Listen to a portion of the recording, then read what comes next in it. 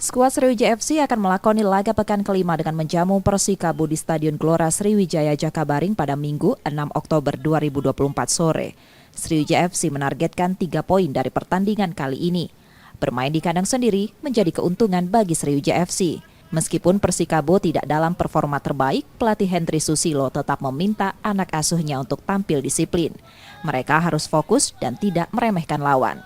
Hendry juga mengingatkan timnya untuk waspada terhadap pergerakan pemain asing Persikabo. Saya pikir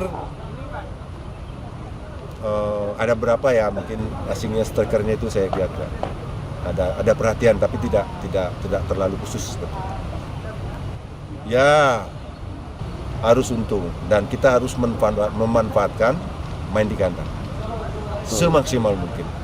Saat ini Sriwijaya FC masih berada di dasar klasemen sementara grup 1 dengan raihan 2 poin dari 4 pertandingan.